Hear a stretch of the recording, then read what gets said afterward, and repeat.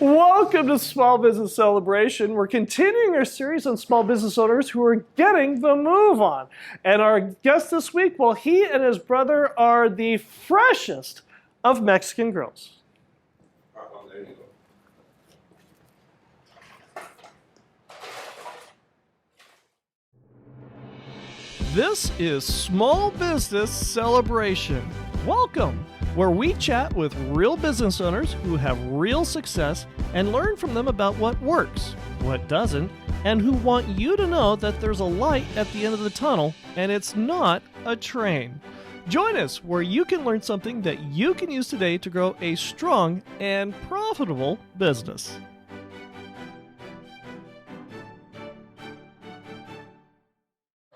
Welcome to Small Business Celebration, and our guest this week is Sergio Aguilar, one of the partners of Fresco Mexican Grill. Welcome to Small Business Celebration. Thank you for having me here.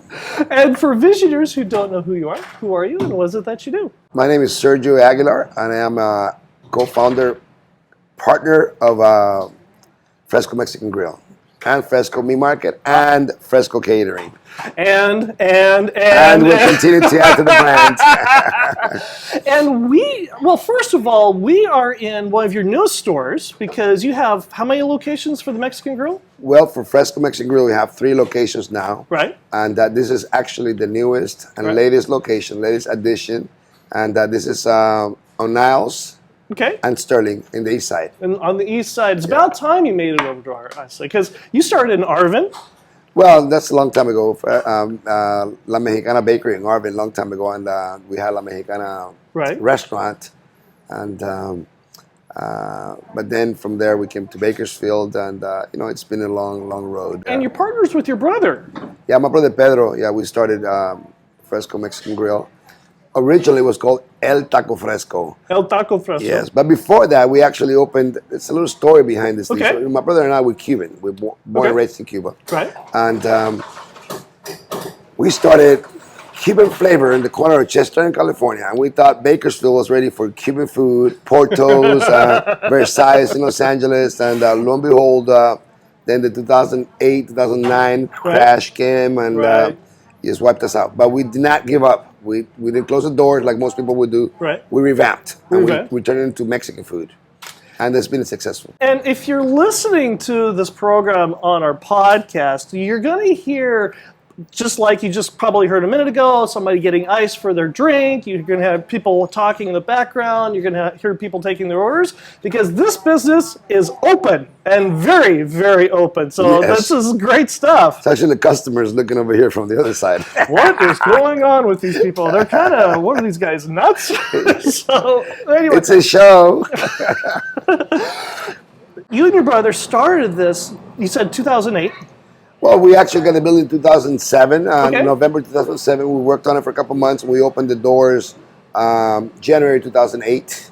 Right. As Cuban flavor, Sabor Cubano in Bakersfield. First authentic Cuban restaurant owned by Cubans and food cooked by Cubans in Bakersfield. But you also had a meat market, though, did you not, before that? Oh, yeah. We had a meat market in Arvin. We had we actually had a meat market in Arvin and 2 in Lamont. Okay. And very successful, doing well, and we got out of that venture and we went into the restaurant business. I don't know why we did that. But we did it.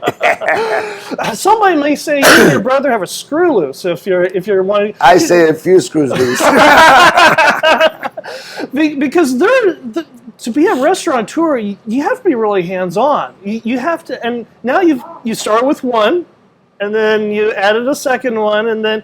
This location used to be a Japanese fast food restaurant. Yeah, Yoshinoya. Right. Yes. And why did you choose to take an existing building, an existing footprint that somebody else had designed, and insert your business into that? Well, we believe that Yoshinoya didn't do well in this corner because it's just not the food for this neighborhood. Oh, right. We thought, or we still believe that. It's a more predominant Mexican neighborhood. Sure. A lot of Hispanics around here. Right. And it's a great corner. We really decided on this building. It's a beautiful building, as you can tell. Right. It was only open for like 9 months. So it was built for them. and buy that company. So the infrastructure was here. The biggest investment was here already. So we just had to turn it into our style, into Mexican style, and we still had to spend a lot of money, but it was just a good move to come over here to a brand new building and a beautiful corner.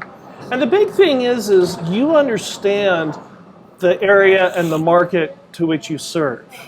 Exactly, and we not only do we understand the business, we understand the market, we understand our customers, what they want, but it makes sense to come into a new building. The other buildings that we have are older buildings. We always have to be doing repairs. Right. Air conditioners are older. So the rent here, the lease is high, but you save money on PG&E. You save money on all these other expenditures that we have to do at the other locations. So that was our take on it. It has not done as well as we hoped for or we wanted to, but it's doing well. Right. You're not closing the doors anytime soon. No. We don't give up easily. Right. When we opened up Cuban Flavor in 2008, we thought it was going to be an instant success, and it was for a few months. Right. But Bakersfield was not ready for Cuban food. Bakersfield is a particular kind of town, and we had a good run there for 3 or 4 months, and then after that we kept hearing people come in and ask, do you have tacos? Do you have burritos? Do you have enchiladas? And they say, we have tamales. We have Cuban tamales. I've never seen those tamales in my life. And people say, Cuban food is really, really hot. No, Cuban food is a lot of spices and flavor, but it's not spicy hot. Right. So it was a hard thing to cook from the heart with love. Right. Our food originally, we came from, and that people just didn't know what it was. Earlier today, before this conversation, Be bold, Marcom Group. Before our conversation today, I was talking with a visionary fan of the show, and he was really excited to find out that you were going to be on, and we were going to be talking about you and your brother's growth and the business. And one of the things that he noted is that a lot of restaurants use their catering business as the advertisement for the restaurant. Is that the case for you guys, or is it the other way around? Is your catering business, does it move forward because of people know the restaurants, or?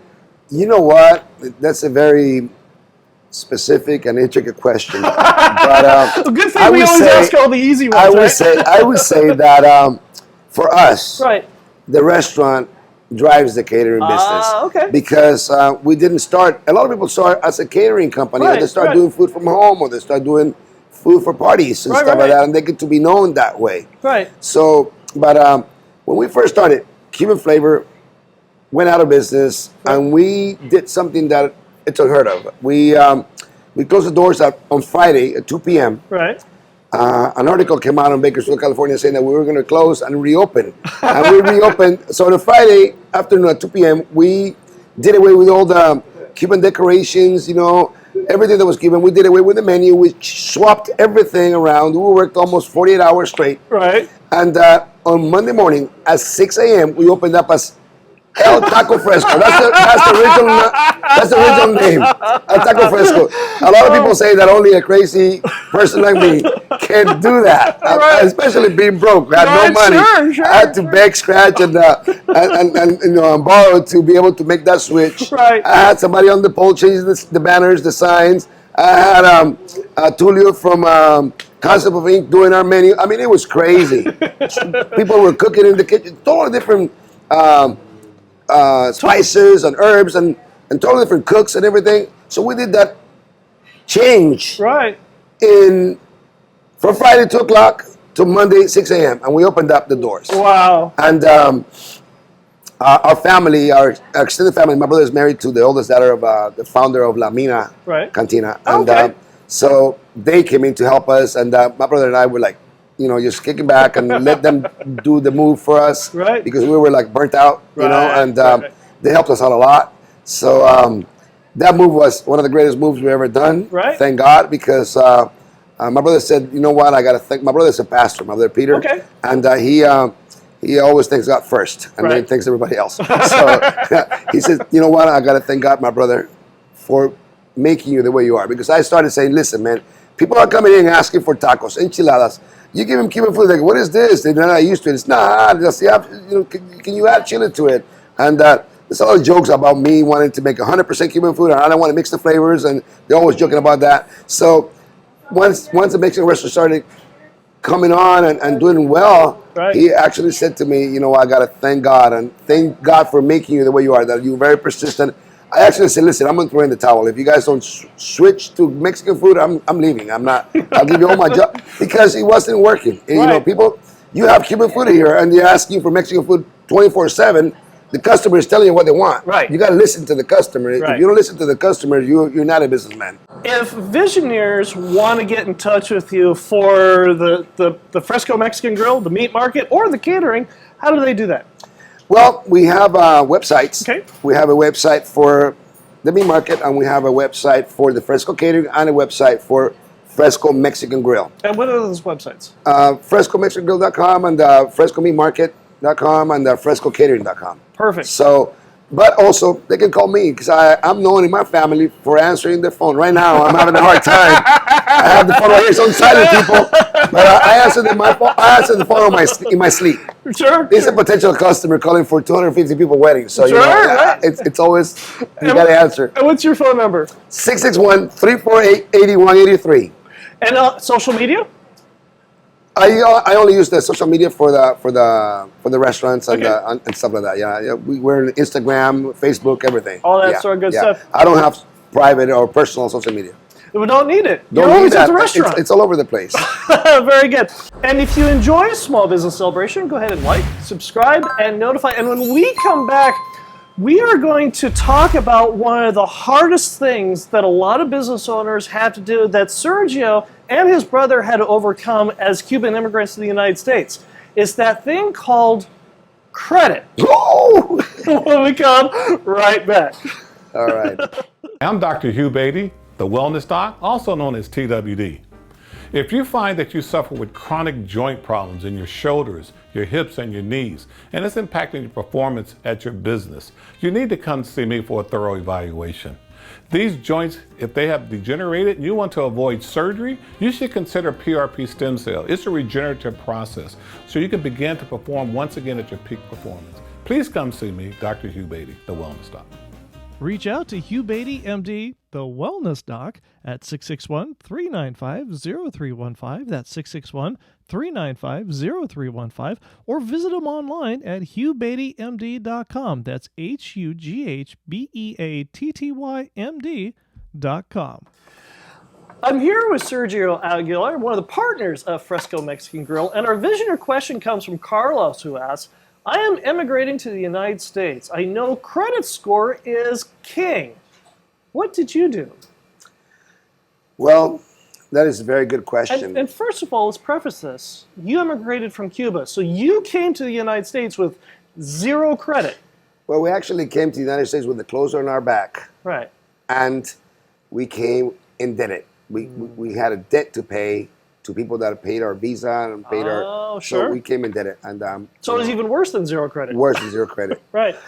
Yes. So it's not easy to build credit, but if you're diligent, it becomes easier by the month. When you come to this country, especially if you come legally, you can obtain a credit card. You're going to open up a bank account, obtain a credit card by the bank. You can start with a prepaid credit card, $500. One of the best credit cards that you can use to start up credit is Capital One. Right. Capital One extends credit for like $350 or $500 to almost anyone. Right. And they have a good credit card system or plan for people that have no credit. You get that credit card and you pay it off every month. Right. Credit doesn't mean that you can go spend the money and not pay it. Credit means you use that credit card to build your credit. Right. 6 months later, you can get another credit card. Banks help. Right.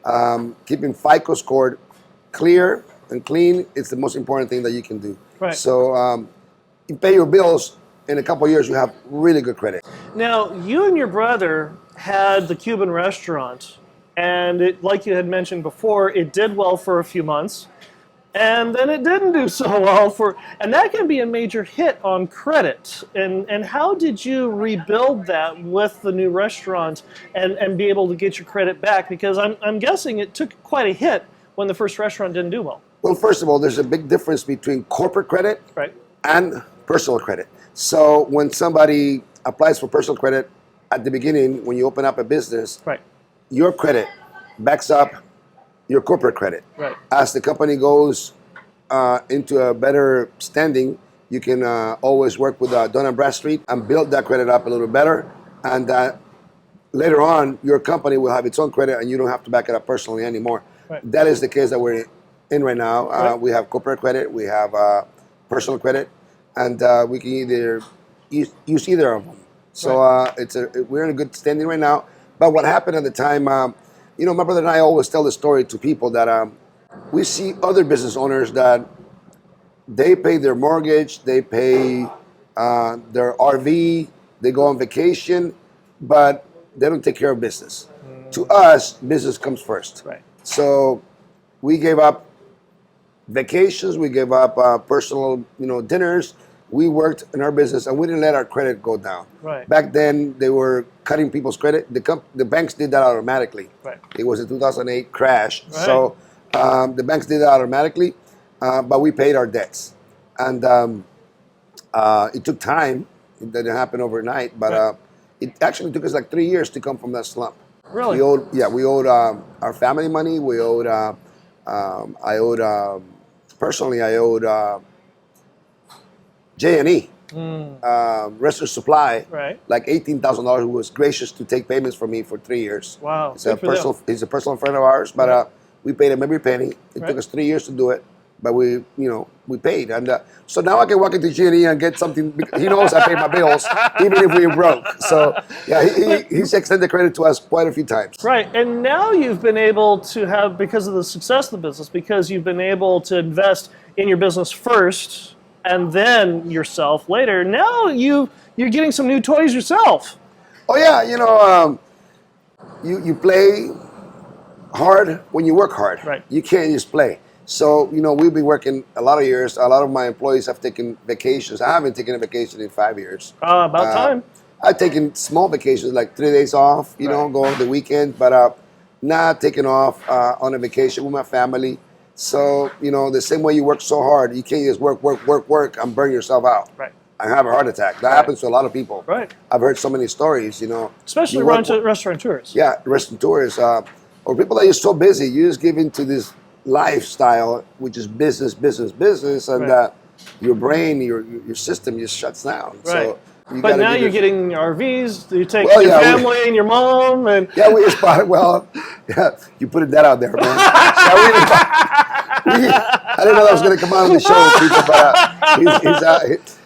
we just bought a motorhome and we're taking a trip across the United States with the family. Right. To go visit family and friends across the country and just relax for a little bit. Right. This is what I'm going to tell my employees. This is my saying. If the business catches fire, don't call me. Call 911. Is your family trip going back to Florida? Well, we're going to go back all the way to Florida. Yes, right. Because when your family immigrated from Cuba, that's where you guys came in. Well, we came in through Key West. Okay. We came in the Maria boat lift in 1980. Okay.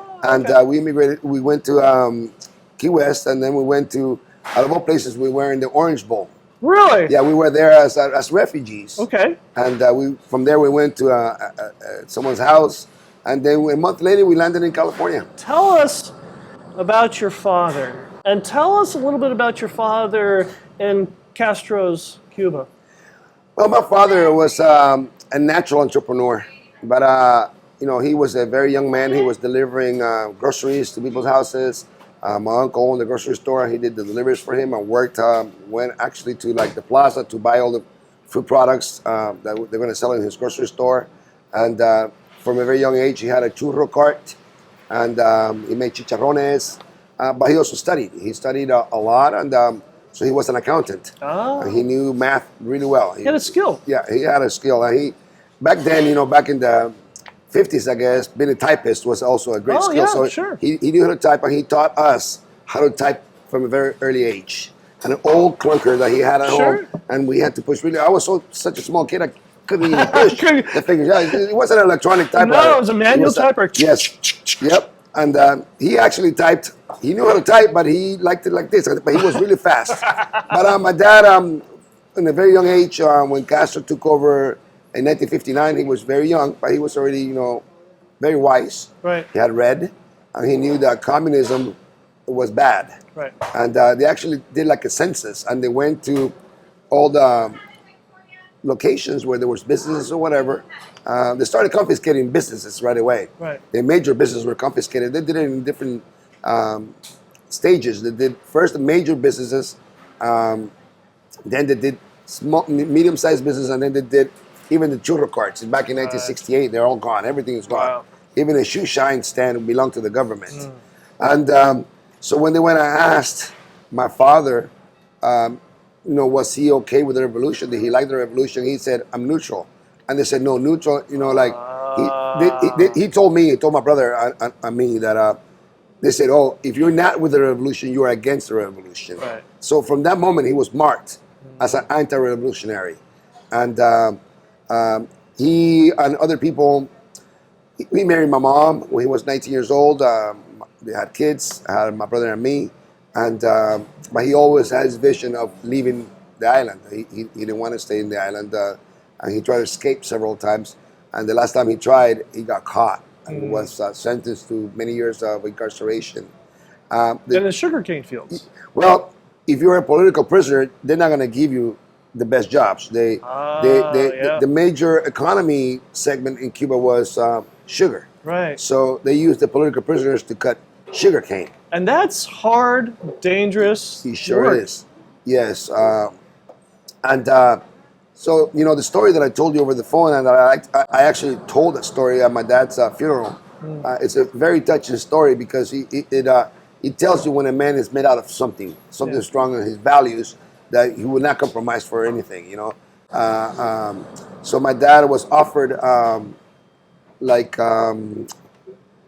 parole. Let's say after a year being incarcerated, they told him, listen, if you sign this letter which states that you made a mistake, that the revolution is the best thing that happened for the Cuban people, you can go home and be on parole, and supervised release or something like that. Right. And this is while being incarcerated. Right. And he said, you know what, I couldn't sell my integrity. That's a lie. I cannot say honestly that's what it is. So, right. I can't sign that letter. And they said, well, you stay and, go back to cutting sugar cane. And he's, okay, that's what I'll do. And he had to serve his entire sentence. The part of the story is that he was cutting sugar cane in the fields, and this lieutenant drove up that knew that he had an education. He knew him from our city, and said, what is this guy doing out here cutting sugar cane? He said, well, he's a political prisoner. He can't have any other job. Right. He said, no, put him in the Jeep, and took him inside and gave him a job as an accountant and running the whole sugarcane factory. Wow. And which is a lot better than being out in the field. Oh yeah, he had. I actually remember go visiting him at that location where he lived like in an office. This is the main office of the sugarcane factory, right. And he had like a loft and a bed and everything. He lived there. Wow. That's why he wasn't really incarcerated at that time. Right. But then somebody else that was like pro-government came by and saw him that he had the position and sent him back to the sugarcane fields again. So it happened like 3 times, and they finally just left him there. But he had to suffer a lot. Right. And then when he got out of prison, because his files were marked CR, which means counter-revolutionary, against the revolution, right. He couldn't get a job as an accountant. Right. He couldn't get a job in any office. This is what he liked to do, what he knew. So then somebody that was like a leader of the revolution, I also knew him from our city. I knew he had an education and he could run a whole factory and whatever. Told him, listen, we're going to play a game here. I'm going to take you to work with me. You're going to run the entire place. And I'm going to put you in your paperwork like you're estibador. Estibador is someone that lives... Your day labor. Labor, but carries stuff on your back. Oh, okay. So that was the job that he was registered under, so right. He never lifted a suspicion.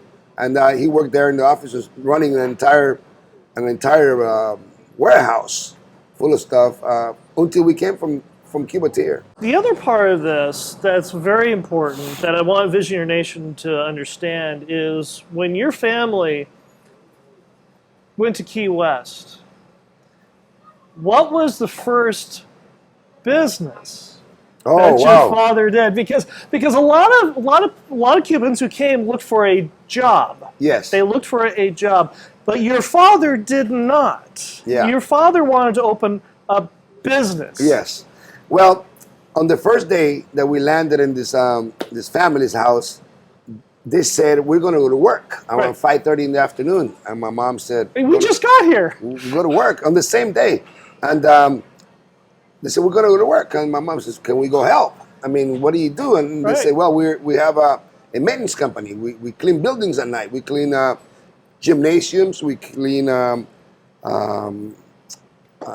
banks, offices, doctor's office. And my mom said, can we go help? And she says, sure. So I was 13 years old. My brother was 16. They said, you two got to go too. Right. And my sister stayed at home with the family's daughter. They were the same age.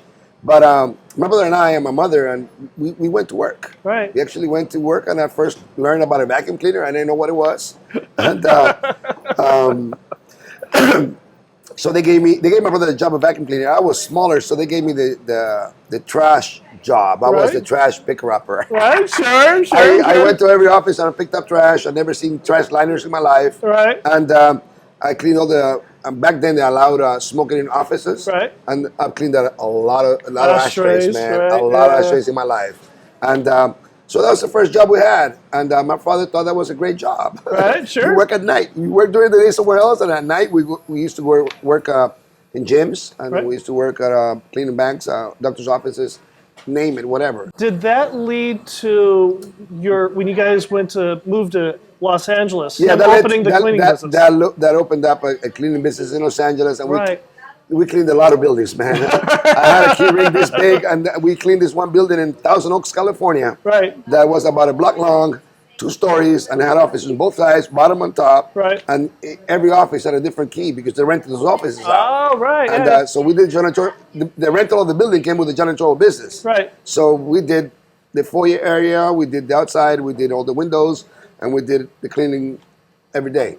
When I used to get off the freeway, I used to get a cold feeling in my stomach here. When I saw that building, it's like, whoa. That was a scary building, man. Sure. It took 4 hours to clean it. I mean, rushing, like running. Took 4 hours to clean every office. Now, I have to ask, you and your brother were part of your parents' successful cleaning business in Los Angeles. What on earth possessed you to move to Kern County and start up a meat market business? Let me tell you, the world was very small. When we were in Cuba, we used to get a letter that smelled good, looked beautiful, these papers. We used to get letters from my father's first cousin, right? Gladys Joy. Right. She came to the United States, I think 1960. Right. And I don't know how she landed in Bakersfield, but she landed here. Right. And, so when we came to Los Angeles, we actually came to North Hollywood. Right. We came to visit Gladys here to Kern County. Right. And that's how we learned about Kern County. Oh, so we knew about Tejon Street right here, down the street here. Right. Right behind Carmelica Center. Right. And we knew where she lived, and we came to visit her. All because her letters smelled pretty. Well, we came to visit my father's cousin. Okay. But to be honest with you, the reason we moved to Kern County is because my father wanted to buy a house. And back in 1985, like 5 years later after we came from Cuba, he was ready to buy a house. Right. He went house shopping with my mom in Los Angeles, almost like today. Right. They were untouchable. Right. So by visiting Gladys over here, they asked her one day,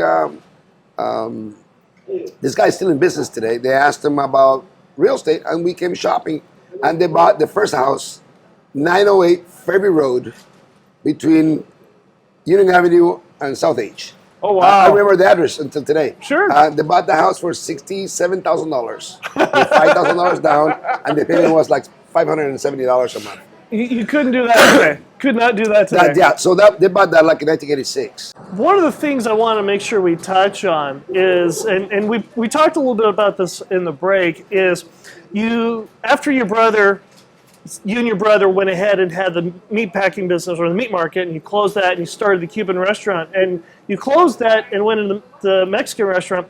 And I already know eagle eye and eagle ear visioneers are going, wait a minute, they changed the name. And for a lot of businesses, changing the name is a big deal because you can literally destroy a business by changing the name of it. Yes, we thought very hard Right. before we made this move. But so when we went from Cuban Flavor to El Taco Fresco, which is the original name of Fresco Mexican Grill, Right.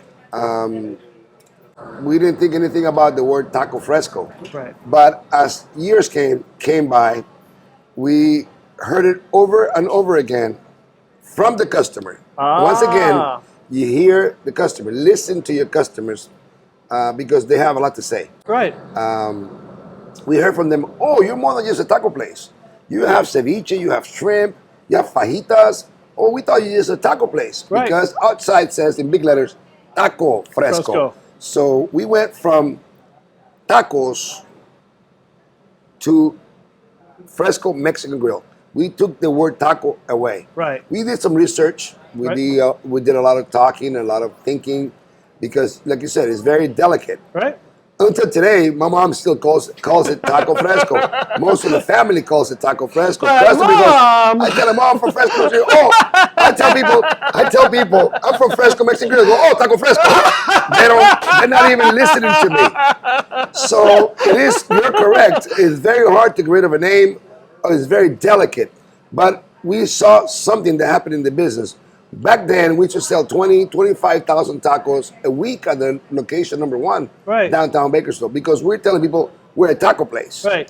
So when we switched from Taco Fresco to Fresco Mexican Grill, which intentionally we wanted to sell more fajitas, more $9 burritos, more shrimp ceviche than just tacos, automatically we went from 20-something thousand tacos a week to about 8,000 to 10,000 tacos. Wow. So we don't mind selling tacos. No. We have good tacos, and it's still a business. Right. But a taco today, back then, they were 79.99 cents. Right. Today, they're $2-something a taco. Right. But you got to sell $10, you got to sell 4 tacos. Right. When you sell one burrito, Right. one time, it's $10. So you're talking about the yield between an item that you make 50, 60 cents between something you make $3 of profit. So. And that's how I found, that's the first time was with a burrito. Yeah. It was the first time I went to your restaurant. So I hook, line, and sinker right here. Yeah. We want to sell more burritos than tacos. We're going to sell a shrimp cocktail for $12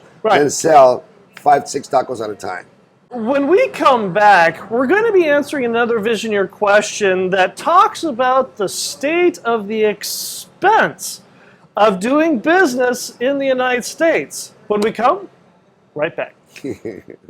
The reason we're here talking with Sergio Aguilar, one of the founders of Fresco Mexican Grill, is because of a Visioneer question that came from a Visioneer just like you.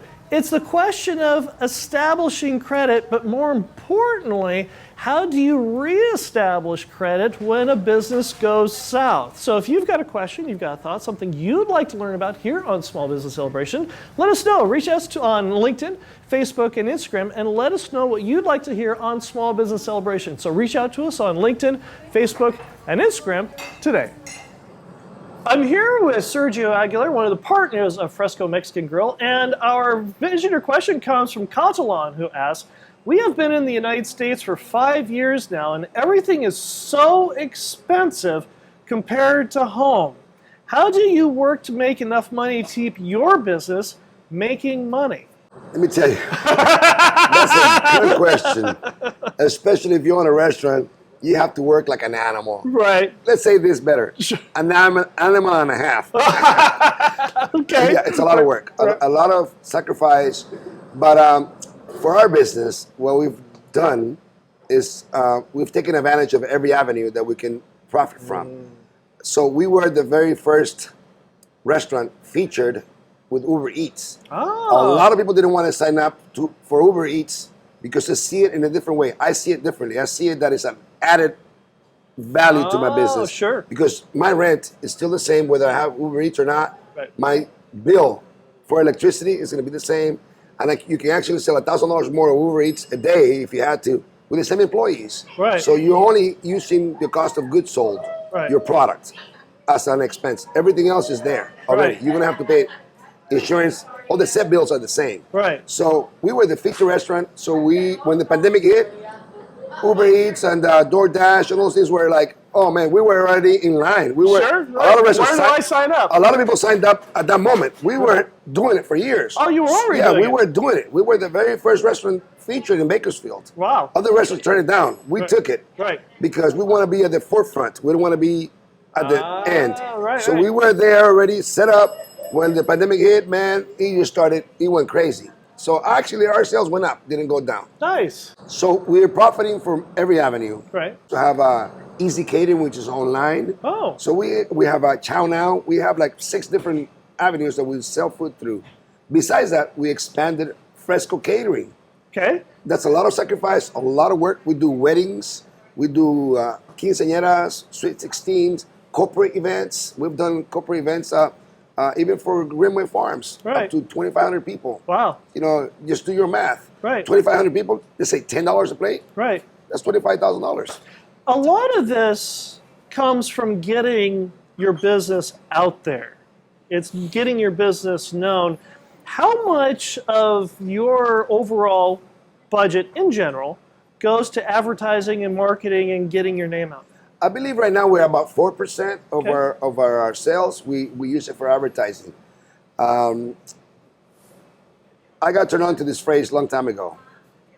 A man that stops advertising to save money is like a man that stops the clock to save time. Okay, say that again. A man that stops advertising to save money is like a man that stops the clock to save time.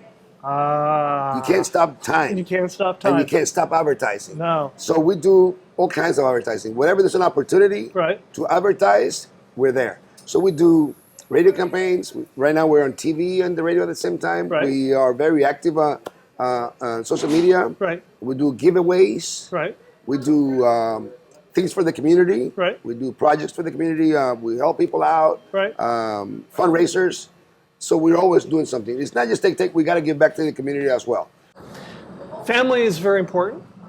Yes. And how much time do you guys spend with your extended family? Because being in the restaurant, you almost live and breathe and eat, and I mean, your whole life is here. So you've got to get away. Well, let me tell you, our family, our extended family, we are the family of Fresco Mexican Grill, Fresco Catering, Fresco Meat Market. But we also, our family owns Bootleggers, Toasted, La Mina. And Wow. so we Those have are some pretty heavy hitters in town. I think we have like 12 restaurants total, 12, 15 restaurants. Right, right. So there's always a party in our family. So you ask me, what do we do for fun?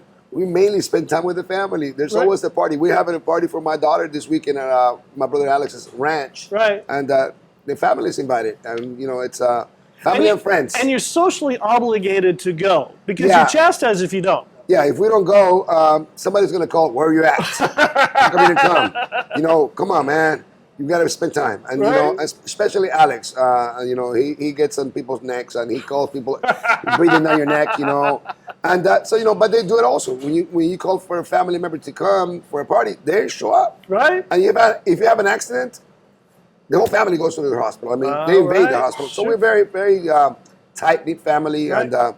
And we're privileged to have at least one party a week, one social gathering, and we meet at our own restaurants. We Sure. meet at each other's homes, Right. you know, and so mainly we spend a lot of quality time with the family. But I encourage every entrepreneur that works as hard as we do to step back Right. and let the business run itself. You know, we've developed a system, my brother and I, and our family entirely. We developed a system. We have a manager. Right. We have assistant managers. They run the show. We're there. We supervise. We go and we push issues. We create things. We come up with new. We're behind the scenes. Right. They're there. You know, we have a good team. Thank God. We have a very good team. And we were talking earlier. I don't know if this is a segment for it or not, but the manager for this restaurant right now Right. actually started Fresco 5 years, 5.5 The years first ago. location, Fresco Yeah, 1. she started over there. Daniela, she's right here right now. But she's the manager here. She runs this tight ship. You know, Right. you got to keep your employees, your payroll, your cost of goods sold. And she grew from there to here. the number one business, the number one restaurant in California, Chester, has produced both managers, Right. one for here and one for number two, and they both grew up within the business, so they know how to run it. What is one piece of business advice that you have given over and over and over again that nobody listens to? Don't get into something that you don't know anything about. People just don't. They think that you're telling them that because you don't want them to compete. I actually believe in competition. I believe it's good. It makes me sharper. I'm an aggressive entrepreneur, and if a brother of mine or anybody wants to open up a business next door, that's okay because somebody else will open it. I don't Right. have any issue with, with saying, "Oh, don't come near me." That Right. doesn't really matter. We're going to compete, with service, quality, and prices, Right. and specials. And let's see who has more energy. Let's see who can keep up with this thing. I can't keep up with you. People just don't listen that this business is very complicated. People want food to be good. They want it like that, Right. and they want it inexpensive. Right. And that's a formula that's very hard to produce. It is. It's very hard to produce. But yeah, people don't listen to don't get into something that you don't know anything about. I've had you can be a great cook, but you're not a great entrepreneur. Right. You can be the best cook. I actually know somebody, I'm not going to say the name, that worked for me for many years. Right. One of the best cooks I've ever seen in my life. He could cut a 50-pound bag of onions in about 15 minutes without even looking at you. He looks very nice and neat. Looks like a machine cut it. Right. He can cut sliced tomatoes like talking to you. Yeah, oh, another one. I mean, he's like a machine. Right. And great recipes, has all kinds of experience, has already tried to open up 3 times with him and his family. And I told him, listen, man, you are a great cook. You are not a business person. Right. And that's the difference. The one book I would recommend Right. to anybody that has really impacted my life, it's a book called E-Myth. E-Myth, right? Okay. E-Myth. It stands for Entrepreneur Myth by Michael Gerber. I read that book 5 times in English and 5 times in Spanish. So the book sounds kind of boring at the beginning. It's not. But really, once you get into the nitty-gritty of it, it's an amazing book. And it's taught me to make the business automatic. And it's taught me that I am an entrepreneur because Right. I've done the research. Right. And I tell people, you have to dig in. You think that you have it, but if you're not an entrepreneur, if you don't know what it takes, don't get into it. What advice do you have for the business owners and their future? Well, in the present we're going, it seems like the economy is not going to be piping hot. Right. It's not going to be a good economy for the next few years. What am I doing personally to prevent our business from going down? Right. I'm getting sharper, telling my brother and telling my partners and people that work for us, we need to work harder. Right. We need to treat the customers right. We need to have specials. So right now, with these things happening, we are going to add, July 1st, we start adding birria Oh. to And our what 3 is that? locations. Birria is slow simmered beef with this Oh. very rich and tasty broth. Right. It's become like a trend in the past few years. Right. And even El Pollo Loco has it. So if they have it, we have to have it. Needless to say, I've been pushing for this with my partners. And, Right. there's a lot of logistics behind it. It's a lot of implementation. Right. It doesn't happen overnight. You don't want to start something that is not going to be good Right. or it's going to be a mess Right. by serving it. It's going to clog up the kitchen. Right. There's a lot of parts to it. Right. But we worked out all the parts and we're working on it. On July 1st, we start. So we're coming up with that. We're coming up with chorizo because we have a meat market now. Right. We're coming up with a chorizo as one of the meats. We haven't had that for years, and people ask for it. Right. So now you can have a chorizo taco, a torta, Right. or a chorizo plate. Right. Without having eggs, because it's just chorizo. But we have a nice, beefy, chunky chorizo that we're Right. making on the market that we're very proud of. So we're going to promote that. So it's doing both. We're Right. selling on the market, but we're also selling on the 3 locations. So we're thinking of things to do to better our place.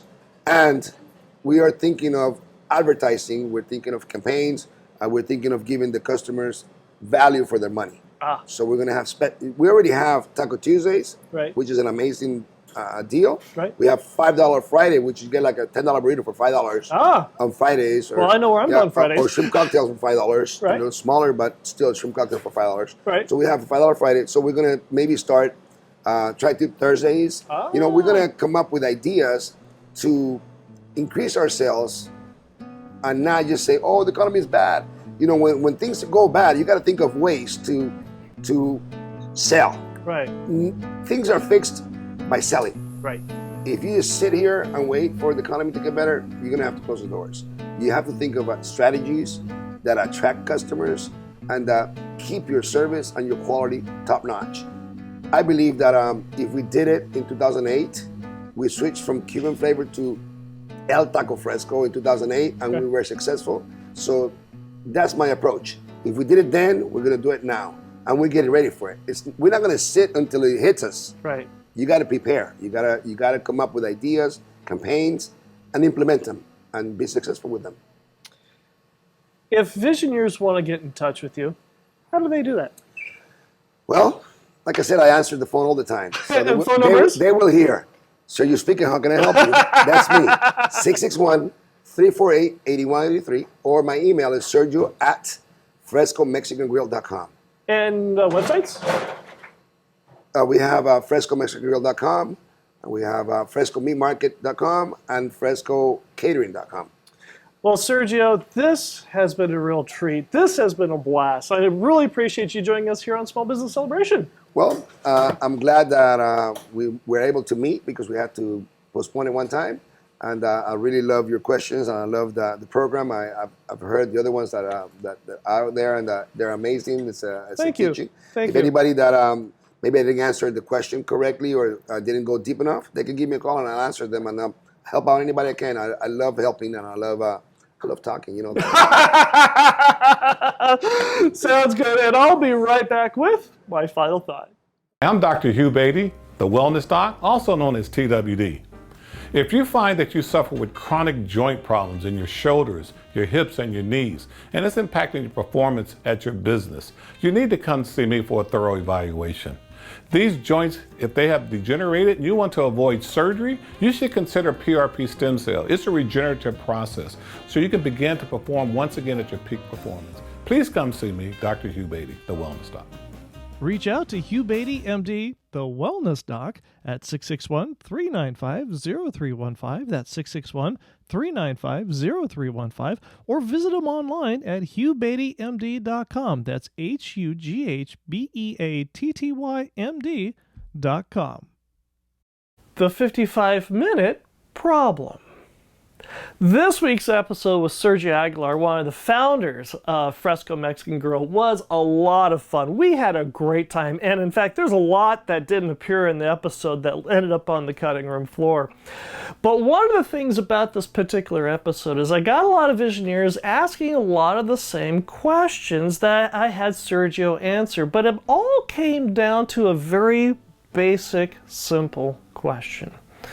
How do I establish credit? And why are things so expensive in the United States? Now, I know these questions are very entry to business kinds of questions, but in reality, they lead to a much larger questions that many Visioneers are asking. How did I get here? Sometimes we have to sit back and realize that in order to answer the bigger questions of how you got here, you have to go back and originally look at the original question of how you got started in the first place.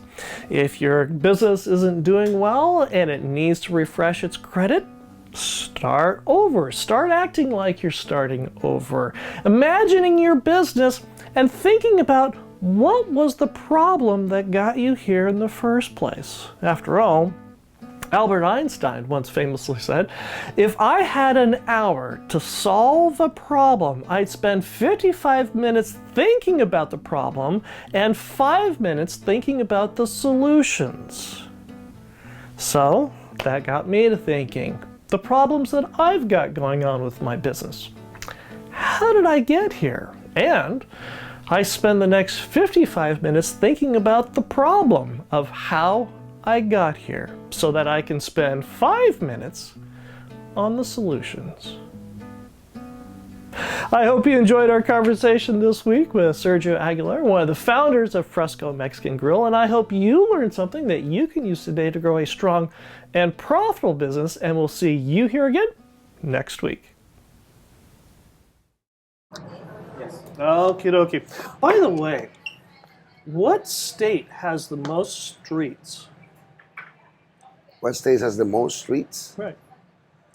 Man, I would think is New York. Rhode Island. Oh my God. I'm going to shoot you. Oh my God. It's an island full of roads. Daniela.